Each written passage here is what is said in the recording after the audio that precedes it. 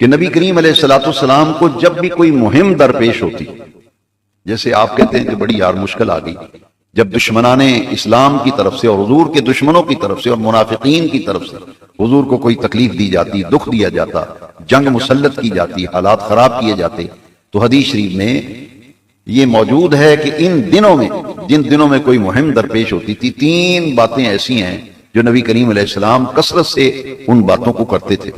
وہ 3 چیزیں ہیں، ایک ہے آیت کریمہ لا الہ الا انت سبحانک انی کنت من الظالمین۔ حضرت یونس علیہ السلام نے مچھلی کے پیٹ میں ان کلمات کا ورد کیا تھا، ان کلمات کی برکت سے رب ذوالجلال نے انہیں مچھلی کے پیٹ سے باہر آنے کی اللہ کریم نے آسانی فرما دی اور ان کے لیے راستہ بنا دیا۔ اور قرآن مجید میں جہاں یہ آیت کریمہ ہے نا، وہاں رب کریم نے فرمایا کہ حضرت یونس علیہ السلام نے ان کلمات سے مچھلی کے پیٹ سے باہر آئے۔ جو بندہ کسی مصیبت سے نکلنا چاہے، باہر آنا چاہے، جو ان الفاظ کے ساتھ اپنے رب کا ذکر کرے گا، کذالک ننجی المؤمنین، کذالک ننجی المؤمنین، اسی طرح جیسے یونس علیہ السلام کو مچھلی کے پیٹ سے نجات دی، جو کسی مصیبت، دکھ، تکلیف، بیماری میں پھنس جائے اور باہر آنا چاہے تو وہ کثرت سے ان کلمات سے اپنے رب کو یاد کرے، کذالک ننجی المؤمنین۔ قیامت تک جو بھی پھنسا ہوا ہوگا، نکلنا چاہے، باہر آنا چاہے، یہ آیت کریمہ کا ورد کیا کرے، فرمایا ہم اسے نجات دے دیں گے۔ کذالک ننجی المؤمنین، ایمان والوں کو اسی طرح نجات دیں گے جیسے حضرت یونس علیہ السلام۔ ایک تو یہ ہمیں اپنی زندگی کا حصہ بنا لینا چاہیے۔ درس میں اس لیے عرض کر رہا ہوں کہ یہ ذکر دائمی ذکر ہے، یہ ذکر ان کا پوری زندگی ضرورت پڑتی ہے، پوری زندگی۔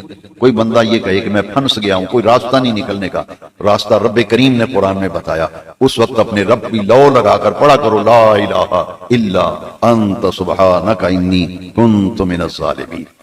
دوسرے کلمات جو کسی بھی جنگ کا زمانہ آتا اور دشمنان اسلام کی طرف سے سازشوں کا علم ہوتا تو نبی کریم علیہ السلام کثرت سے پڑھتے تھے، یا حی یا قیوم برحمتک استغیث۔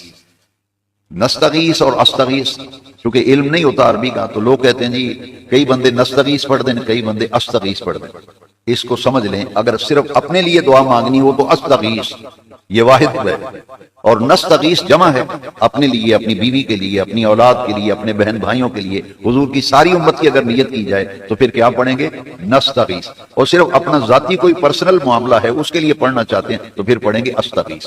یہ واحد ہے اور وہ جمع ہے، دونوں طرح ٹھیک ہے، جس طرح پڑھنا۔ یہ کلمات بڑے مبارک ہیں، یا حی یا قیوم برحمتک استغیث یا نستغیث۔ تیسرا جو حدیث شریف میں ملتا ہے کہ جب بھی معاملات میں بندہ آسانی چاہے، کسی کام میں کوئی مشکل آ گئی، آپ کام کرنا چاہتے ہیں، مکمل نہیں ہوتا، رکاوٹ آ جاتی ہے، بار بار رکاوٹ آتی ہے، کام مکمل نہیں ہوتا، تو اس کے لیے جو حضور وظیفہ خود حضور پڑھا کرتے تھے وہ قرآن مجید کی ایک آیت ہے۔ وہ قرآن مجید کی جس طرح یہ آیت ہے نا، لا الہ الا انت سبحانک انی کنت من الظالمین، جب یہ پڑھیں تو تصور کریں یہ قرآن مجید کی مستقل ایک آیت ہے۔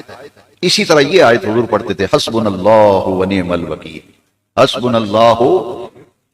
کئی لوگوں کو جب میں یہ وظیفہ بتاتا ہوں تو مجھے کہتے ہیں جی نعم المولا و نعم النصیر بھی پڑھنا ہے، تو میں اس وقت بڑا حیران ہوتا ہوں۔ یہ دوسری جگہ آیت ہے، یہ قرآن کی آیت ہے، نعم المولا و نعم النصیر، یہ دوسری جگہ پہ ہے۔ اس لیے حدیث شریف میں جتنا وظیفہ بتایا گیا ہے اتنا ہی پڑھنا چاہیے۔ جیسا کہ میں نے ایک درس میں عرض کیا تھا، جب حضور نے تعداد بتا دی ہے تو تم اس میں اپنی کیا سرائیاں ہم کیوں کرتے ہیں؟ اور جب حدیث شریف میں آیا ہے کہ چوتھا کلمہ 10 دفعہ صبح شام پڑھو، جی یہ جادو کا توڑ ہے، نحوست کا توڑ ہے، تو پھر ایسے ہی کہہ دینا جی میں پوری تسبیح پڑھ لوں آتے۔ میں نے کہا حضور کی بات پہ اعتماد و یقین نہیں ہے، تو جب 10 دفعہ سرکار نے فرمایا تو 10 دفعہ پڑھو۔ نماز کے بعد 33 دفعہ سبحان اللہ، نہ 32 نہ 34، سرکار نے فرمایا 33 دفعہ سبحان اللہ، 33 دفعہ الحمدللہ، 34 دفعہ اللہ۔ تو اللہ اکبر تو 34 دفعہ ہے، باقی 33 مرتبہ، تو جتنا حضور نے بتایا ہے اس قدر۔ اب حضور اتنا پڑھتے تھے، حسبنا اللہ ونعم الوکیل۔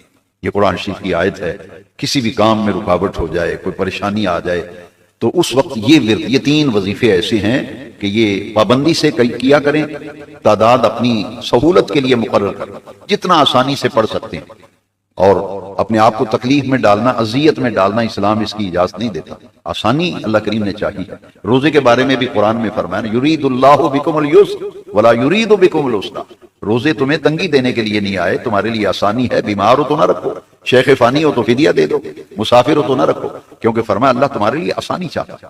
تو یہ 3 وظیفے ہیں، انہیں گھر جا کے اگر کاپی پہ لکھ لیں زندگی بھر آپ کو فائدہ دیں گے، اور پھر کسی سے کوئی تعویذ لینے کو، دم کرانے کی پھر ضرورت نہیں رہتی۔ جب بندہ اللہ کا ذکر کرتا ہے تو پھر اس ذکر کی برکتیں خود بخود حاصل ہوتی۔